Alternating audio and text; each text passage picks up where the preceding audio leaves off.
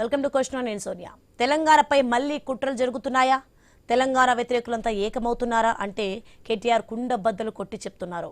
తెలంగాణపై ఏదో జరుగుతుందంటూ hot comment చేశారు. కేటీఆర్ ఎందుకు అనుమానాలు వ్యక్తం చేశారు? కుట్రలు చేస్తున్న వారు ఎవరు? తెలంగాణ కోసం పార్టీని ఏర్పాటు చేసి అప్పటి టీఆర్ఎస్కు 25 ఏళ్లు అవుతున్న సందర్భంలో కేటీఆర్ ఎందుకు కామెంట్ చేశారు? తెలంగాణ సొమ్ము దోచుకుంటుంది ఎవరు అన్న అనుమానాలు వ్యక్తం చేశారు.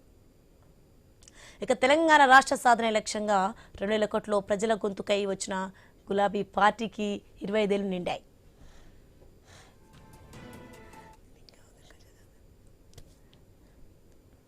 కేసీఆర్ గారు 10 ఏళ్లలో సంవత్సరానికి 28,000 కోట్ల అప్పు చేస్తే ఈ మొనగాడు 2.5 ఏళ్లలోనే 3,70,000 కోట్ల అప్పు చేసినాడు.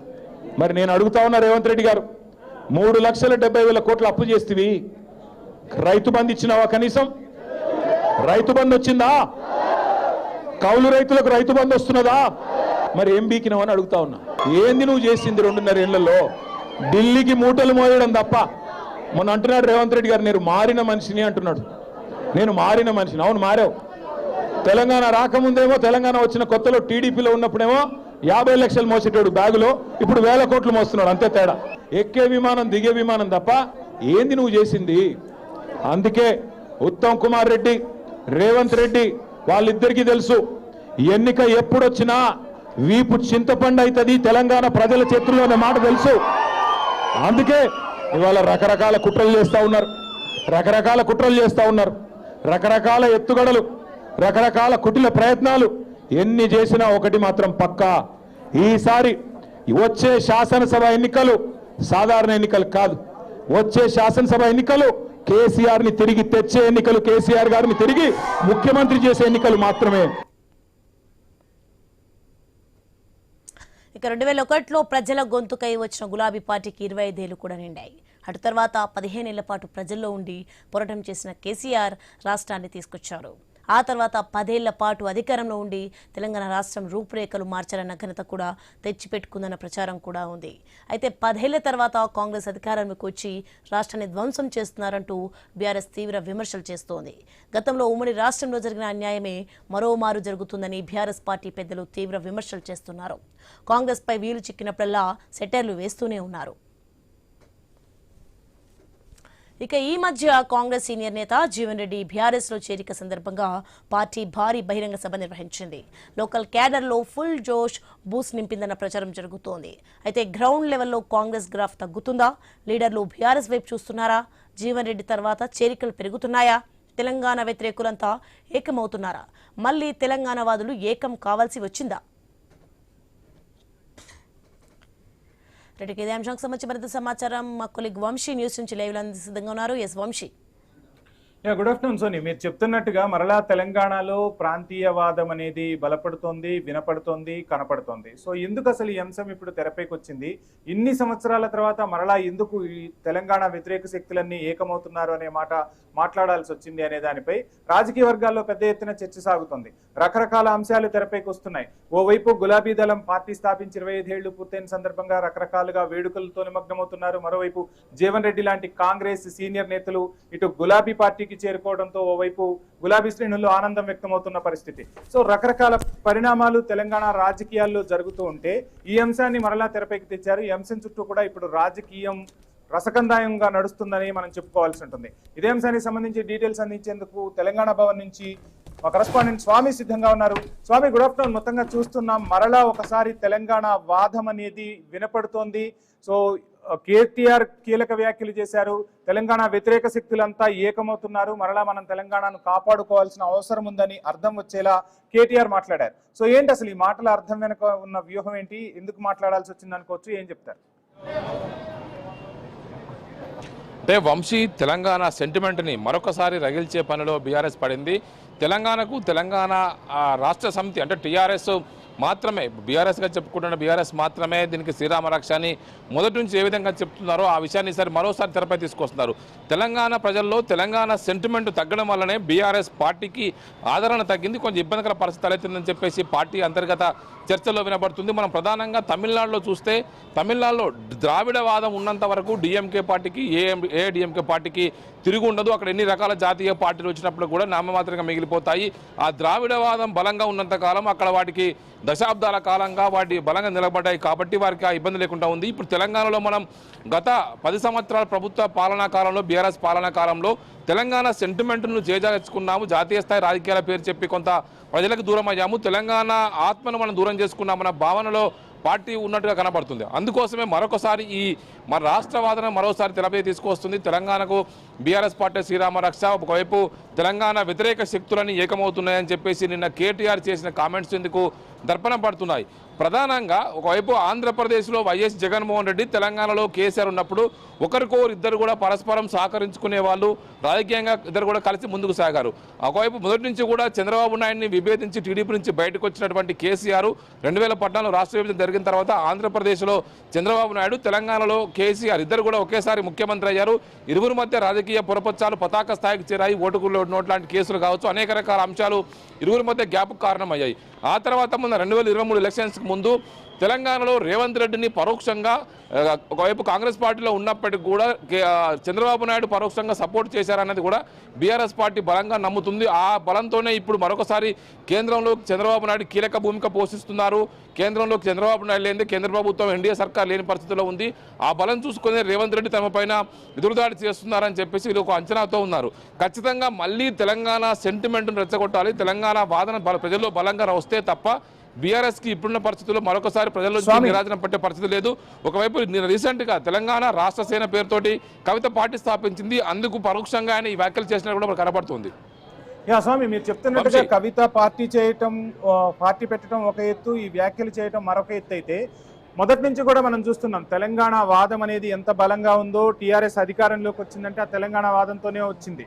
సో మీరు చెప్పినట్టుగా బీఆర్ఎస్ అని పేరు మార్చిన తర్వాత కాస్త ఆ ప్రభావం అనేది స్పష్టంగా కనిపించింది. ఎన్నికల్లో ఓటమిలను చవి చూస్తూ వచ్చిన పరిస్థితి. సో ఏంటి అంటే మరొకసారి ఈ అంశంతోనే రాజకీయం చేయాలని నిర్ణయించారా? నిజంగానే తెలంగాణపై కుట్ర జరుగుతుందా? ఇది ఒక ఎత్తుగా భావించాల్సి ఉంటుందా? అండ్ జీవన్ రెడ్డి లాంటి నాయకులు ఇటు కాంగ్రెస్ ను వదిలి బీఆర్ఎస్ కు చేరుతున్నారు. రాబోయే రోజుల్లో ఇంకా చేరికలు ఉండే అవకాశం ఉందా? అంటే తెలంగాణ వాదులంతా ఏకం చేసే ప్రయత్నం చేయబోతున్నారా?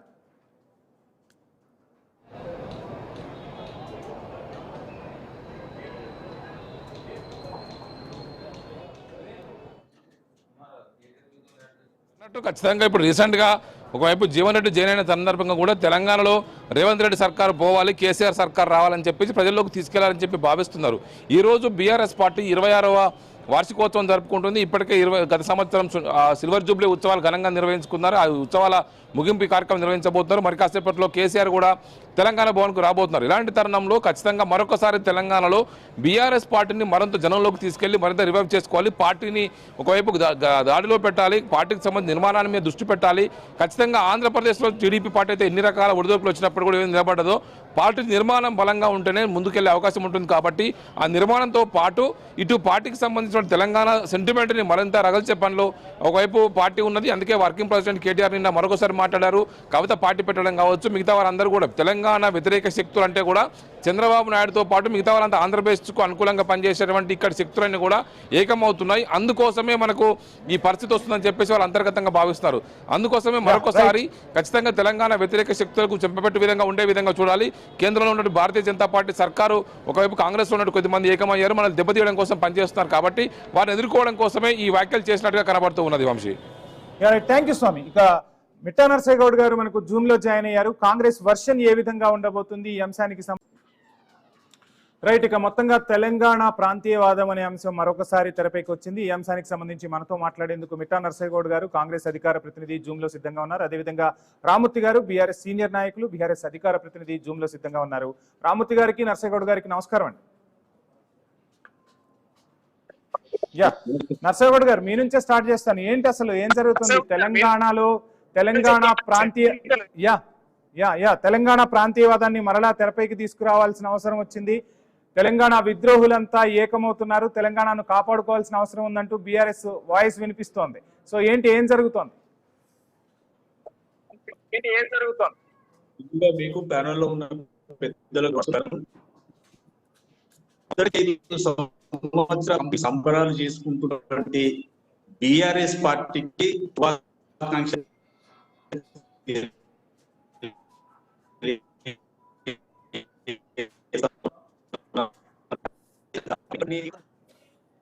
నర్సయ్య గారు సిగ్నల్ ఇష్యూ ఉంది, ఒకసారి మళ్ళీ రీకనెక్ట్ అవ్వండి, నేను మళ్ళీ మీ దగ్గరకు వస్తాను.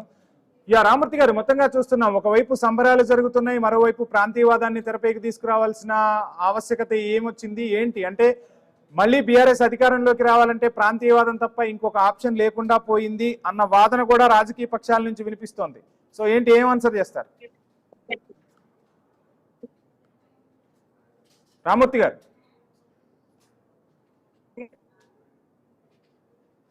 రామూర్తి గారు, నా వాయిస్ రీచ్ అవుతుందా మీకు?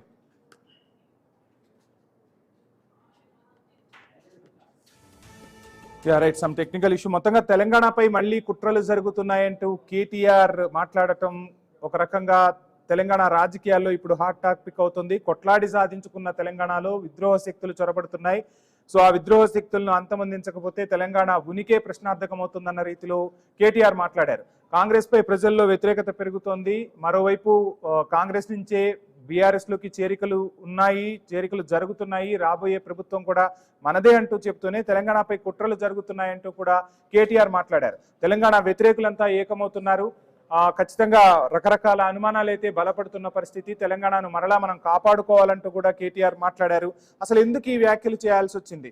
తెలంగాణ సొమ్మును ఎవరు దోచుకుంటున్నారు, ఎక్కడికి తెలంగాణ సొమ్ము పోతుంది? రకరకాల ఈక్వేషన్స్ ఇప్పుడు కనపడుతున్నాయి. ఒకవైపు కాంగ్రెస్ గ్రాఫ్ గ్రౌండ్ లెవెల్లో పూర్తిగా తగ్గిపోతుంది అంటూ అటు అధికార పక్షంపై విమర్శలు చేస్తూనే మరోవైపు ప్రాంతీయవాదాన్ని తెరపైకి తెచ్చారు కేటీఆర్. దీని వెనక ఎటువంటి రాజకీయ వ్యూహం ఉండబోతోంది అంటే, మరలా బీఆర్ఎస్ ప్రాంతీయవాదంతోనే ముందుకు పోబోతుందా?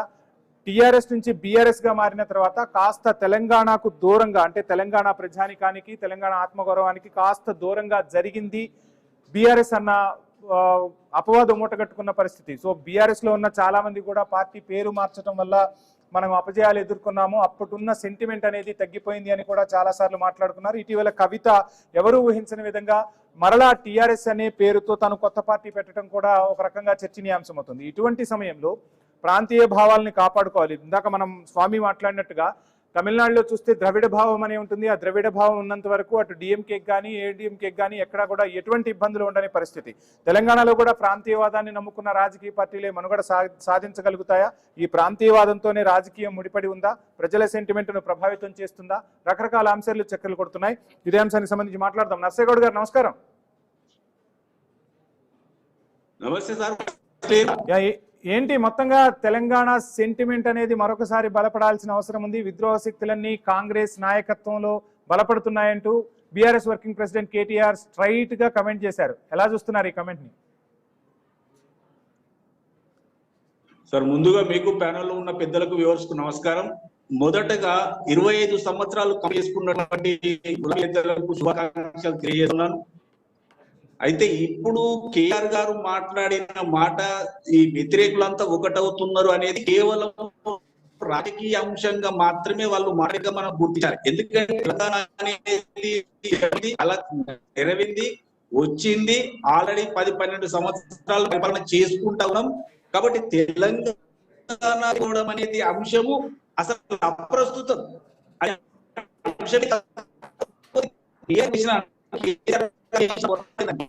టిఆర్ఎస్ ను బిఆర్ఎస్ గా మార్చి జాతీయ రాజకీయాలకు పోతున్నాను, ఇక్కడ ఆత్మను వదిలికున్నాడు. అది వారు చేసినటువంటి పెద్ద పొరపాటు. దాని వల్లనే వాళ్ళు వెనుకబడిపోయారు.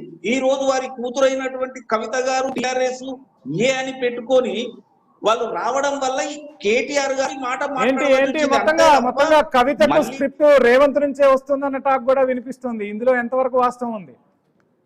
అధికార పక్షాన్ని విమర్శించకుండా డైరెక్ట్ గా అటు బీఆర్ఎస్ మీదే విమర్శలు గుప్పిస్తున్న పరిస్థితి. సో అధికారంలో ఉంది బీఆర్ఎస్ కాదు కదా, కాంగ్రెస్ ని విమర్శించాలంటూ మీ పార్టీ నుంచి రీసెంట్ గా బీఆర్ఎస్ తీర్థం పుచ్చుకున్న జీవన్ రెడ్డి చెప్తున్నారు. సో ఎలా చూస్తున్నారు ఈ వ్యాఖ్యలను? సార్, మీరు అడిగింది చాలా ముఖ్యమైన ప్రశ్న. ఏంటంటే కవిత గారు ఏమనుకుంటున్నారంటే బీఆర్ఎస్ ను ముంచేసి ఆ నాయకులను, ఆ లెగసీని నేను తీసుకోవాలన్న కారణంతోటి వాళ్ళను విమర్శిస్తున్నట్టుగా స్పష్టంగా తెలుస్తుంది.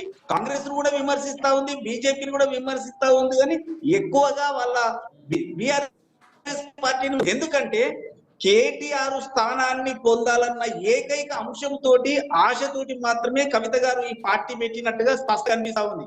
ఇప్పుడు వారికి అడ్డంకి ఎవరండి? కేటీఆర్ మాత్రమే. కేటీఆర్ స్థానాన్ని తను తీసుకోవాలనుకుంటుంది. ఇక్కడ ప్రెషర్ బిల్డప్ చేయడం వల్ల కవిత గారిని మళ్ళీ బీఆర్ఎస్ లోకి పిలిచి ఆశ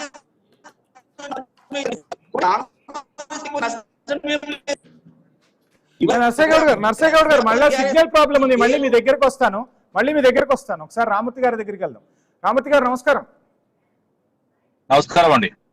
సో ఏంటి మొత్తంగా సెంటిమెంట్ నమ్ముకోవటమేనా? గతం ఎన్నికల్లో ఓటమి పాలయ్యాం, ఆ ఓటమి పాలైనప్పుడు ఆత్మవిమర్శ చేసుకోవాల్సింది పోయి మరలా సెంటిమెంట్ అనే అస్త్రాన్నే తెరపైకి తీసుకొస్తున్నారు. సెంటిమెంట్ తోనే రాజకీయం సాగిస్తున్నారు తప్ప ఎక్కడా కూడా ఆత్మవిమర్శ చేసుకునే స్థాయిలో బీఆర్ఎస్ లేదు అన్న విమర్శలు వినిపిస్తున్నాయి. ఎలా చూస్తున్నారు?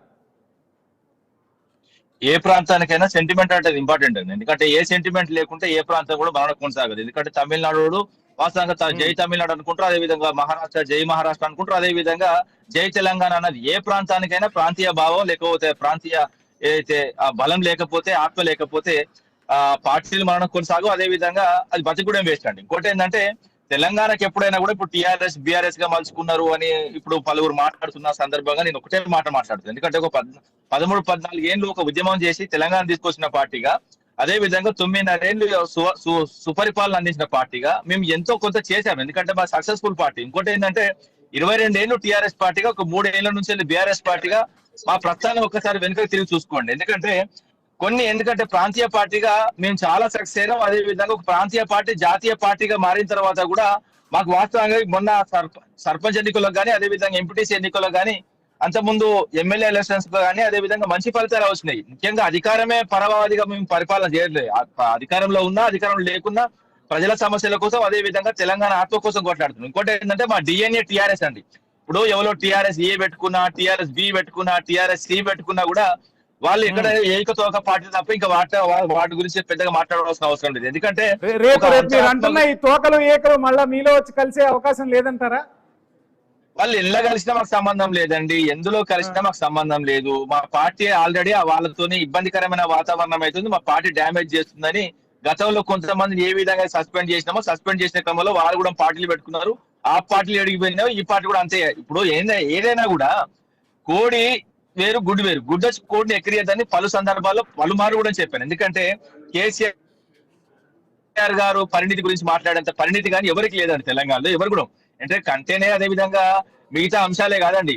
ఇంకోటి ఏంటంటే ముఖ్యంగా ఏం మాట్లాడుకుందాం అంటే ఆశయాన్ని పంచుకున్నా కూడా కొడుకులు కూతుర్లతోనే సమానం అండి. ముఖ్యంగా ఏంటంటే మాలాంటి వాళ్ళు పార్టీ మాకు బలం ఇచ్చింది, పార్టీ మాకు గుర్తింపు ఇచ్చింది.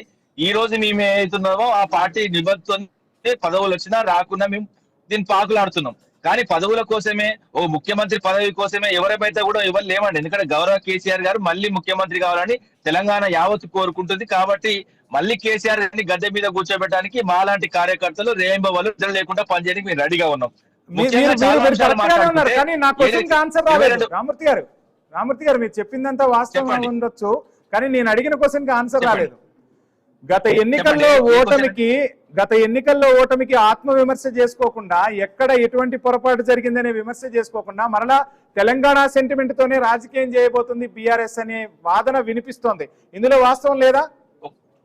ఒకటి గుర్తుపెట్టుకోండి, మేము అంతరాత్మ మాకు తెలుసు. ఎందుకంటే ఒకసారి ఓడిపోయిన తర్వాత 1.8 తేడా వచ్చిన తర్వాత, ఎంపీ ఎన్నికల్లో మార్క్స్ 0 వచ్చిన తర్వాత, అదే విధంగా జాతీయ పార్టీలను 2 పార్టీలకు, ఒక పార్టీకి 13 రాష్ట్రాల్లో, ఒక రాష్ట్రానికి 10 రాష్ట్రాల్లో 0 వచ్చిన తర్వాత వాళ్ళు కూడా ఏ విధంగా ఆలోచించుకున్నారు, మేము కూడా అదే విధంగా ఆలోచించుకున్నాం. మళ్ళీ చెప్తున్నా, మా టీఆర్ఎస్ కానీ బీఆర్ఎస్ గా పార్టీ పేరు మార్చుకున్నాం అంతే తప్ప కానీ 2001 నుంచి 2022 వరకు మా ట్రాక్ రికార్డ్ ఏదైతే ఉందో అది టీఆర్ఎస్ పార్టీ. 2022 నుంచి ఇప్పటి వరకు ఏదో బీఆర్ఎస్ పార్టీ. మా డిఎన్ఏ టీఆర్ఎస్, తెలంగాణ రాష్ట్ర సమితి. ఈ పేరు ఎవ్వరికి ఇవ్వరు. తెలంగాణ రాజా సమితి అని పెట్టుకున్నా, తెలంగాణ లేకపోతే రేవంత్ సేన అని పెట్టుకున్నా, తెలంగాణ ఇంకో సేన అని పెట్టుకున్నా ఆ టీఆర్ఎస్ అయితే తప్ప దాని అబ్రివేషన్ ఫుల్ ఫామ్ చదివినా కూడా మీకు అర్థమవుతుంది కదా. ఇప్పుడు వాళ్ళు పెట్టుకున్నారు తెలంగాణ ఏదో రాజ్య సమితో లేకపోతే ఇంకేదో పెట్టుకున్నారు, లేదా సేనాని పెట్టుకున్నారు. ఏం పెట్టుకున్నా కూడా, ఏ సేనాలు పెట్టుకున్నా కూడా మా వాస్తవంగా చెప్పాలంటే తెలంగాణకు ఆత్మ టీఆర్ఎస్ పార్టీ మాత్రమే. దీన్ని ముందుకు తీసుకుపోయేది బీఆర్ఎస్ పార్టీ మాత్రమే. బీఆర్ఎస్ ఎందుకంటే మళ్ళీ కూడా నేను చెప్తున్నా, ఒక ప్రాంతానికి అన్యాయం జరిగితే పుట్టింది టీఆర్ఎస్ పార్టీ. ఒక జాతీయవాదం లేని పార్టీలు జాతీయంగా చేస్తున్న అన్యాయాన్ని చూసి చూడలేక, ఎందుకంటే మేము కూడా జాతీయవాదంతో కొన్ని అడుగు లేదనుకున్నాం. ఇంకోటి తప్పేమున్నదండి, ఒక తెలంగాణకి వెళ్ళి వాస్తవంగా ఒక జాతీయ పార్టీ కూడా తప్పేమున్నదండి. రైట్, మాట్లాడదాం రామూర్తి గారు, మళ్ళీ టైం ఇస్తా. నర్సయ్య గారు, ఏంటి మొత్తంగా ఆంధ్రప్రదేశ్ తో చేతులు కలిపి ఆంధ్రప్రదేశ్ లోని కొన్ని రాజకీయ శక్తులు కలిసి తెలంగాణ సెంటిమెంట్ ను దెబ్బతీస్తున్నాయి, ఇక్కడ పెత్తనం చేయాలని చూస్తున్నాయి, తెలంగాణపై వివక్ష చిమ్మే ప్రయత్నం చేస్తున్నారని టాక్ కూడా వినిపిస్తోంది. ఏంటి, ఎవరితో చేతులు కలుపుతున్నారు, ఏం జరుగుతుంది?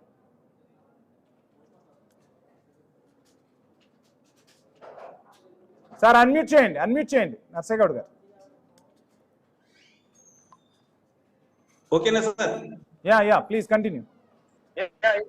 ఇప్పుడు తెలంగాణను ఆల్రెడీ సాధించుకొని పరిపాలన చేస్తున్నటువంటి సందర్భంలో ఎవరితోటో చేతులు కలపాల్సిన ఎవరికి కూడా లేదు. ఎవరు మాత్రం ఈ స్టేట్మెంట్ తప్పే. ఎందుకంటే వేరే ప్రాంతాల వాళ్ళు వచ్చి ఇక్కడ పరిపాలన చేసే అవకాశము లేదు. అలాంటి ఎక్కడదండి? కానీ రెండు పార్టీలు కూడా తెలంగాణ ప్రయోజనాల కోసం పాకులాడతాము. అటు బీఆర్ఎస్ అధికారంలో ఉంటే జగన్ తో అంటగాగుతున్న పరిస్థితి, ఇటు కాంగ్రెస్ అధికారంలో ఉంటే తెలుగుదేశంతో అంటగాగుతున్న పరిస్థితి. భద్రాచలానికి సంబంధించి విలీన మండలాలు ఏవైతే ఉన్నాయో ఆ సమస్యను ఎందుకు పరిష్కరించుకోలేకపోయారు? ఈ రోజు వరకు కూడా ఆ మండలాలు మనవే అంటారు. ప్రతిపక్షంలో ఉన్నప్పుడు గొంత చినిగేలా అరుస్తూ ఉంటారు, ఆ మండలాలు కలపాల్సిన బాధ్యత ఉందంటారు. సో ఎవరు ఆ ప్రయత్నాలు ఎందుకు చేయలేకపోతున్నారు? రామూర్తి గారు, వస్తాం మీ దగ్గరికి. వంశీ గారు వీరు టీఆర్ఎస్ ఈ రోజు 25 years వాళ్ళ పండుగ చేసుకుంటారు. వాళ్ళని అంతగా విమర్శించే తలుసుకోలే గాని వాళ్ళు ఒకసారి రివర్స్ మళ్ళీ ప్రాంతీయవాదాన్ని రెచ్చగొడదామన్న ఆలోచనతోటి ఇలాంటి వ్యాఖ్యలు చేస్తా ఉన్నారు. అది రాజకీయ వ్యాఖ్యలుగా చూడాలి తప్ప ఎవరితోటి కలిసి చేసే అవకాశం, ప్రాంతాల వాళ్ళు వచ్చి ఇక్కడ పరిపాలన చేసే అవకాశమే లేదు. వాళ్ళు పునర్వైభవం తీసుకోవాలి కాబట్టి కవిత ద్వారా ఇబ్బంది జరుగుతుంది. రాజ్యసభ ఎవరికి ఇచ్చిల్లండి? తెలంగాణ రాజ్యసభ సీట్ ఎవరికి ఇచ్చిల్లు? తెలంగాణకి ఇచ్చిరా? తెలంగాణ రాజ్యసభ సీటు తెలంగాణకి ఇచ్చిల్లా? నేను సూటిగా అడుగుతున్నా అండి మిమ్మల్ని, తెలంగాణ రాజ్యసభ సీటు మీ దాంట్లో ఎవరికి ఇచ్చిర్రు? తెలంగాణకి ఇచ్చిర్రా? మంచిగానే ఉన్నారు ప్రజలు కూడా. అది కాదండి, ఈ పార్టీ ఎక్కడదండి? ఈ కాంగ్రెస్ పార్టీ ఎక్కడిది? ఇంగ్లీష్ వారికి పుట్టింది, ఇంగ్లీష్ వారికి పుట్టిన పార్టీ, హ్యూమ్ పుట్టిన పార్టీ. దాని తర్వాత ఇటలీ ఆమె నడుపుతున్న పార్టీ. దాంతో పాటు ఇప్పుడు ఏ నిర్ణయం తీసుకోవాలన్నా కూడా సోనియా గాంధీ, రాహుల్ గాంధీ కావాలి. ఇక్కడ స్వతంత్ర నిర్ణయాలు ఎక్కడున్నాయండి వీళ్ళ దగ్గర?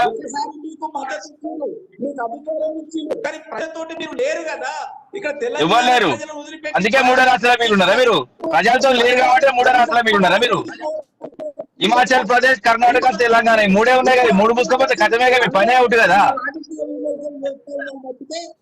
మీ నవరంధ్రాలలో మూడో రంధ్రాలు తెలిసిన్నాయి. ఇక ఈ 3 రంధ్రాలు మూసుకుపోతే మీ ప్రాణం పోయినట్టే. ఇక దేశంలో